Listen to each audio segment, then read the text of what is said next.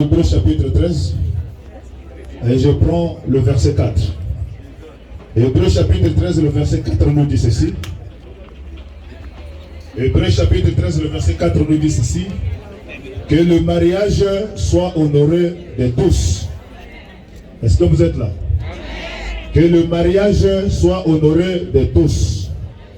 Que le lit conjugal exempté de souillure. Car Dieu jugera les impudiques et les adultères. Donc, Dieu vient de nous dire ici que le mariage doit être honoré de tous. Donc, dans ce qui concerne le mariage, il y a 3 étapes. La première étape, c'est celle qui vient d'être terminée, c'est-à-dire la dot. Et c'est la partie la plus importante. Parce que s'il n'y a pas la dot, il n'y aura pas la mairie et il n'y aura pas la bénédiction à l'église. Donc c'est ici qui fait le mariage. Les 2 familles sont là. Les choses se sont bien passées. Et les 2 côtés sont contents. Alors Dieu au ciel aussi est content. Vous savez que notre Dieu que nous adorons, il est invisible. Et il est caché dans le cœur des gens. Dieu n'habite plus au ciel. Dieu est caché dans le cœur humain. Alors si l'homme qui dévoile Dieu est content, c'est que Dieu aussi au ciel est content.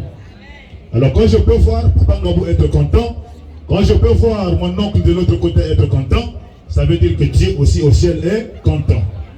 Alors si Dieu au ciel est content, nous nous retournons vers le couple qui nous a fait rassembler ici, leur poser des questions.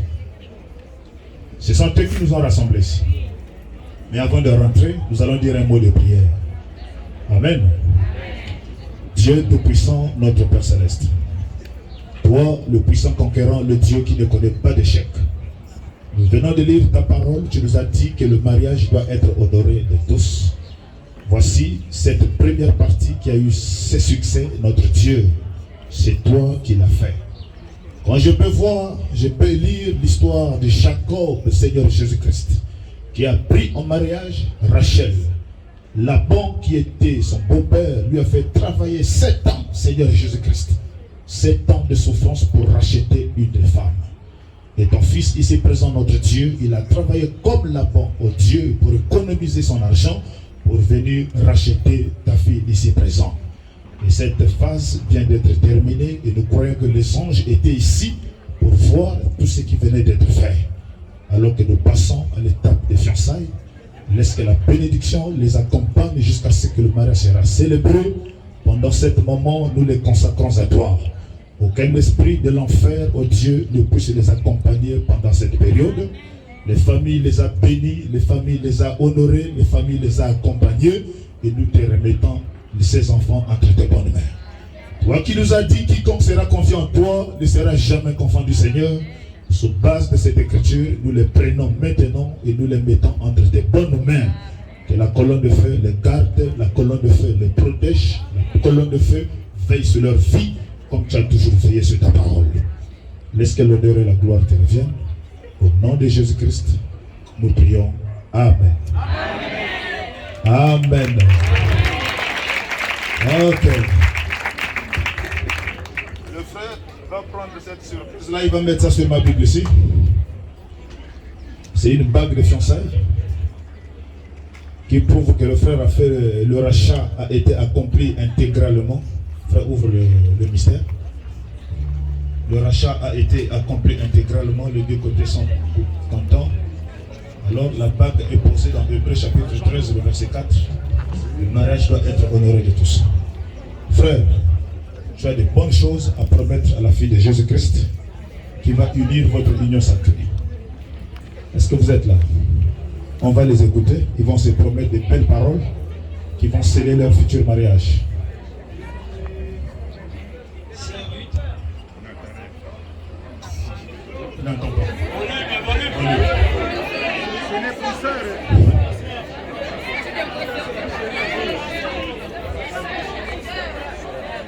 Sœur Ruth,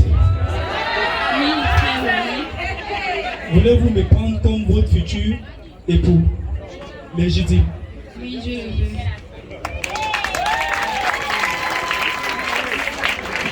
Alors je te promets d'être pour toi un bon mari qui ne regardera plus jamais à d'autres femmes.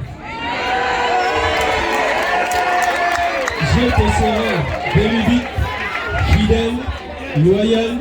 Tu seras pour moi une bonne épouse. Et je ferai de mon mieux pour te rendre, pour te mettre à l'aise.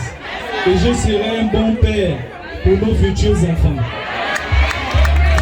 S'il vous plaît, il y a eu tellement de bruit ici, là, il y a des gens qui n'ont pas compris. Il y a eu tellement de bruit ici, il y a des gens qui n'ont pas bien saisi. Frère, répétez un peu, s'il vous plaît. Si vous faites le bruit, il va encore répéter. Ma Vénus, Yes. je te promets d'être pour toi un bon mari qui ne regardera plus jamais à d'autres femmes. Je serai véridique, fidèle, loyal. Tu seras pour moi une bonne épouse et je ferai de mon mieux pour te mettre à l'aise. Et je serai un bon père pour nos futurs enfants. Est-ce que la sœur accepte le fait que le frère vient de le faire? Donnez le micro, la sœur aussi va nous promettre de bonnes choses.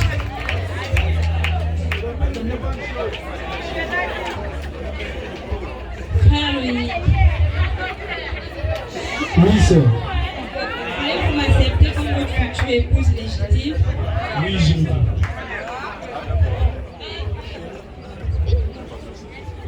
Voulez-vous m'accepter comme votre future épouse légitime? Oui, je le veux. Alors vous dites à moi, je te promets d'être véridique, fidèle, loyale, respectueuse et soumise en toutes choses selon la parole et d'être une bonne mère pour nos futurs enfants.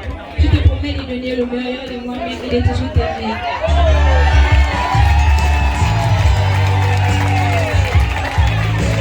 Ce sont ces frères qui font le mariage. Et le frère, pour concrétiser ce qu'il vient de dire, devant l'assemblée, il va prendre cette alliance et placer ça sur sa future épouse pour montrer que le terrain est désormais borné. Frère, prenez la bague.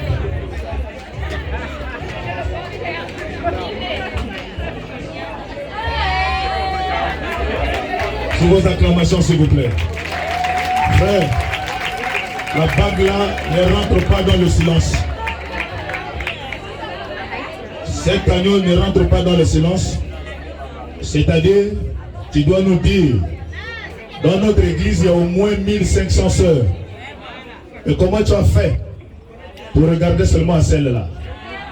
Est-ce que c'était une vision, un songe? Ou bien c'est la prière, c'était la consécration? Donc révèle-nous un peu le mystère.